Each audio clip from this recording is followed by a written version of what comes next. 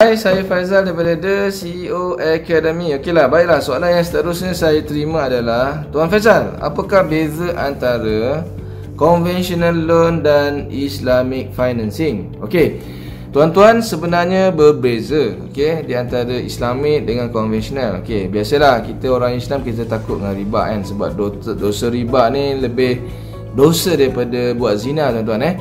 Jadi tuan-tuan, perbezaannya adalah daripada accounting saya bagi tahu tuan-tuan. Kalau tuan-tuan buat conventional loan, okey, sebenarnya contohnya tuan-tuan nak beli rumah RM100,000. RM100,000 tu yang tuan-tuan nak beli rumah tu, kalau tuan-tuan pakai conventional loan adalah bank akan bagi RM100,000 kat tuan-tuan untuk beli rumah tu, dan tuan-tuan pun belilah rumah tu. So tuan-tuan pinjam apa sebenarnya? Tuan-tuan pinjam duit sebenarnya. Okey, RM100,000 tu dalam masa 30 tahun tuan-tuan akan bayar katakanlah RM150,000. So RM50,000 extra tu adalah interest. Maksudnya bank buat duit atas duit.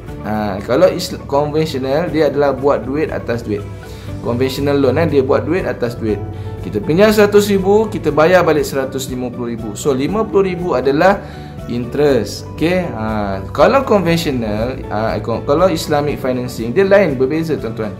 Let's say kalau tuan-tuan nak beli RM100,000, okey, rumah contoh daripada Hong Leong Islamic, dia ada tulis itu perkataan Islamic. Okey, maksudnya macam ni, kalau tuan-tuan nak beli rumah RM100,000, bank akan belikan dulu rumah tu RM100,000, and then dia akan jual kepada tuan-tuan. Akad dia akan jual kepada tuan-tuan. Maksudnya bank dia menggunakan aset untuk dapatkan duit. Maksudnya dia beli kan, dia beli RM100,000, rumah tu dia jual kepada anda. Waktu sign agreement tu RM150,000. Maksudnya dekat situ dia dapat untung RM50,000. Modal RM100,000, jual RM150,000. So dia dapat untung RM50,000. Sama jugalah tuan-tuan, kalau kita berniaga kan, kita beli barang RM1, kita jual katakanlah RM1.8 contohnya. So kita akan ada untung 80%. So dalam Islam, Allah dah berfirman dalam surah Al-Baqarah, ayat dia, wa halallahu al-bai' wa harrama riba. Allah halalkan jual beli, Allah haramkan riba. Dalam sepotong ayat Allah sebutkan.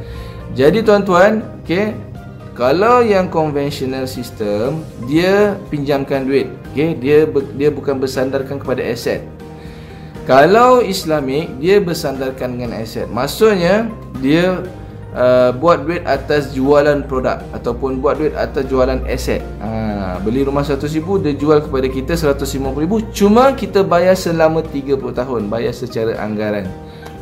Jadi itulah tuan-tuan, beza antara Islamic dengan konvensional. Jadi kalau tuan-tuan, contohlah sebagai seorang Muslim, tak payah ragu-ragulah, sebab kita ni orang awam tuan-tuan. Kita ni orang awam, kita bukannya pakar syariah, betul tak? Jadi biarlah pakar syariah ataupun pakar halal haram ni membuat kerja dia. Alright. Jadi as long as rumah tu diakad, diakad, bank menjualkan rumah tu, bukan dia jual duit, bukan dia buat duit untung atas duit. Ni dia buat keuntungan duit tu daripada aset. Itu adalah perbezaan yang paling besar. Okey, sekian saja daripada saya, Faizal, daripada CEO Academy. Kalau tuan-tuan nak belajar tentang cash flow, account tab, boleh datang ke seminar saya di 14 lokasi di seluruh Malaysia. Kalau ada apa-apa soalan, boleh komen di bawah. InsyaAllah mana soalan yang menarik saya akan pick up untuk jawab. Dan jangan lupa share dan jangan lupa subscribe YouTube saya. Okey, Assalamualaikum warahmatullahi wabarakatuh. Jangan lupa subscribe tau.